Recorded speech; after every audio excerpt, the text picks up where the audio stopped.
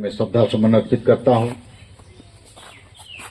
राजनीति के जनक, समाज के सुधारक, हम लोग के मार्गदर्शक रहे माननीय काशीराम जी के चरणों में श्रद्धा सुमन अर्पित करता हूं।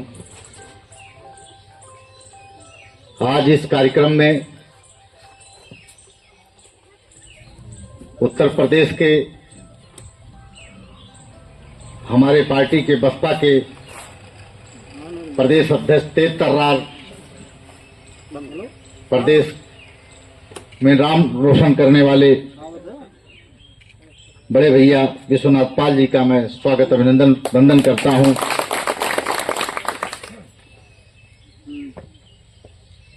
आज इस कार्यक्रम में मंडल प्रभारी, मंडल अध्यक्ष श्री दिलीप कुमार विमल जी का मैं स्वागत अभिनंदन वंदन करता हूं। मंडल प्रभारी अयोध्या,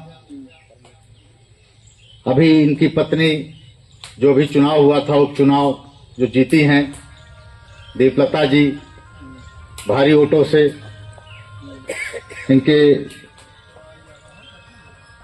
पति और हम लोग के जो है मंडल प्रभारी अयोध्या के हैं अरविंद गौतम जी का मैं स्वागत अभिनंदन वंदन करता हूं।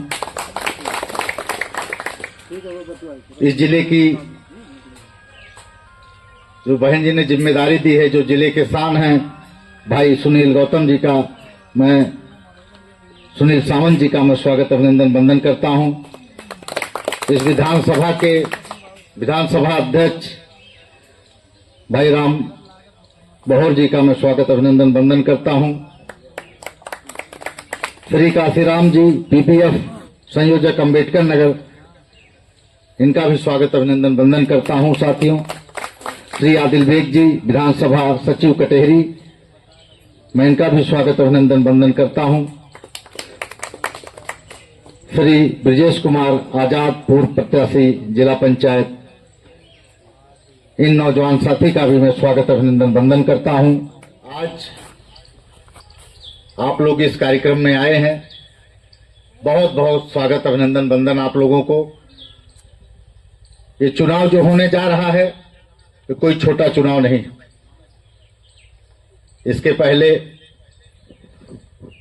लोग क्या कहते थे, बसपा पार्टी खत्म हो गई, कहते हैं कि नहीं कहते थे?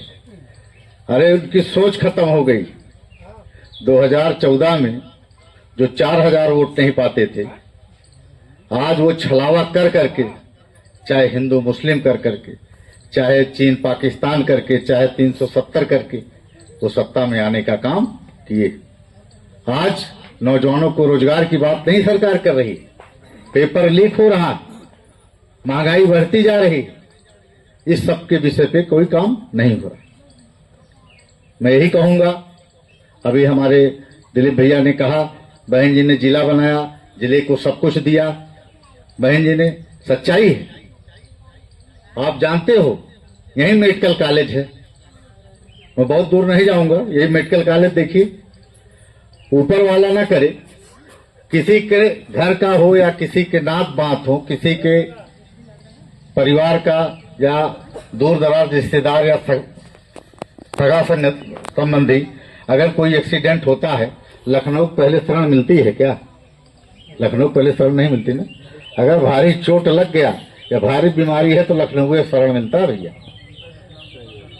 मैं मेडिकल कॉलेज में टहल रहा था, भी गया था, भी एक्सीडेंट हुआ था लनपुर, एक साथी तो ऑन स्पॉट एक्सपायर कर गया, दूसरा भाई बचा हुआ था। हम लोग गए थे 9 तारीख को, जब माननीय काशीराम जी का परिनिर्वाण दिवस था, तो उसी दिन हम लोग गए, तो ऑपरेशन वगैरह उनका करवा के आए।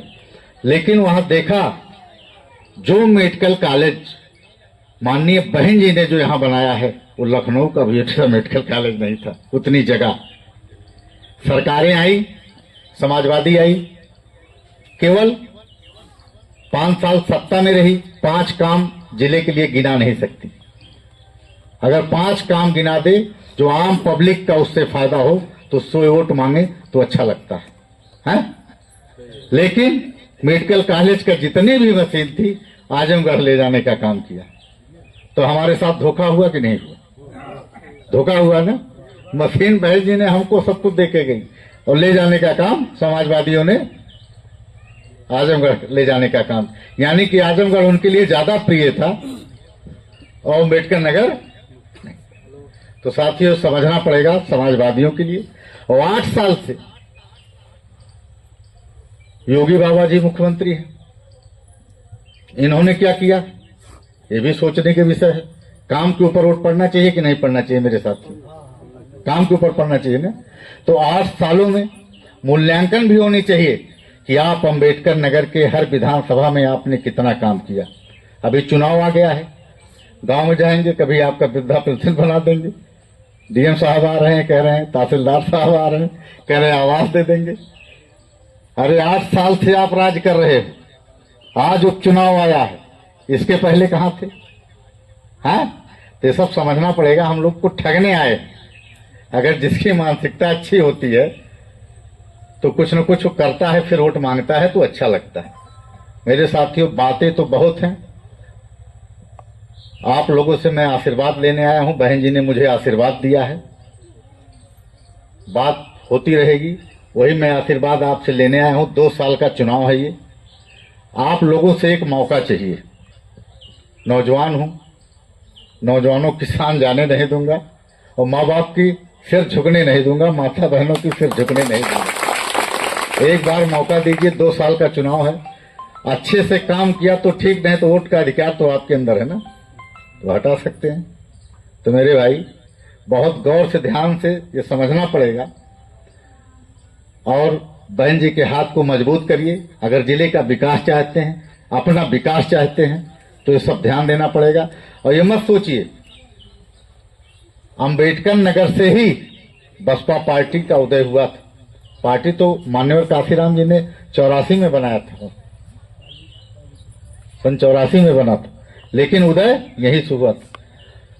स्वर्गीय राम लखन वर्मा जी पहले विधायक थे यहाँ बैकवर्ड के, हाँ, उसके बाद तमाम लोग विधायक आए, लेकिन जिसने भी पार्टी छोड़ी, चाहे स्वर्गीय राम लखन वर्मा जी हो, फिर विधायक वो नहीं बन पाए। रामदेव पटेल जी, स्वर्गीय रामदेव पटेल जी विधायक रहे, पार्टी छोड़े, फिर विधायक नहीं बन पाए। धर्मराज निषाद जी पार्टी 3 बार विधायक रहे बसपा से, पार्टी छोड़े, फिर विधायक नहीं बन पाए।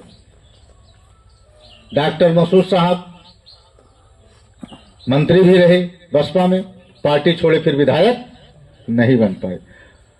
रितेश पांडे जी सांसद रहे, पार्टी छोड़े, फिर सांसद नहीं बन पाए। तो ताकत तो आप लोगों के अंदर है। हमारे जो बैकवर्ड समाज, एससी समाज जो बसपा से जुड़ी हुई थी, ताकत तो इनके पास, ये हमको समझना पड़ेगा। साथियों जिसने भी पार्टी छोड़ी फिर विधायक को नहीं बन पाया, इसको विश्वास मानिए। आज हमारे बगल में ही माननीय लालजी वर्मा जी हैं, अपनी पत्नी लड़ा रहे हैं। मैं इतने कहूंगा, बाबा दादा राजाओं का दौर खत्म करके चले गए, तो अगर राजाओं का ही दौर अच्छा था तो उनके भी समय पे काम होती थी जो चापलूसी लोग करते थे। काम होता था कि नहीं होता था? लेकिन हिंदुस्तान में हमारे पूर्वज इनको बर्दाश्त नहीं कर पाए, हमारे महापुरुष इनको बर्दाश्त नहीं कर पाए, इनको खदेड़ने का काम किया। और हर एक आदमी को वोट का अधिकार मिला, जो बाबा साहब ने अधिकार दिया, हर एक आदमी को वोट देने का अधिकार मिला। जो आज हमको पूछा जाता है उसको समझा जाता है। हर परिवार को मौका मिलना चाहिए। मिलना चाहिए कि नहीं मिलना चाहिए? हैं? परिवारवाद होना चाहिए।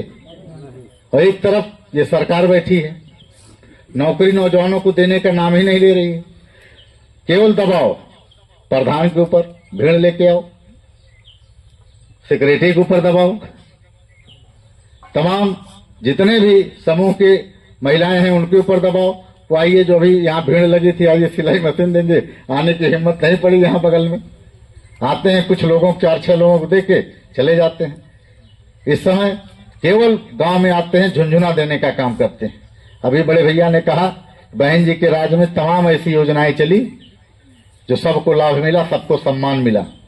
अभी आप लोगों ने बड़े देर से हम लोगों को इंतजार किया, मैं इसके लिए क्षमा चाहूंगा। मैं पुनः आपसे फिर मुलाकात करूंगा और मुलाकात आपसे होती रहेगी। जब आदमी आप लोग के आशीर्वाद से अगर विधायक बना और जब आपके बीच में आऊंगा तब जाके एहसास होगा, तभी पता चल पाएगा कि अच्छा इंसान हो बुरा इंसान हो, इससे पहले आप नहीं जान पाएंगे। आदमी को मौका चाहिए, वही मौका मांगने आए भैया, एक मौका दीजिए। सम्मान नहीं जाने देंगे, बस इतना विश्वास रखिएगा। जय भीम, जय भारत।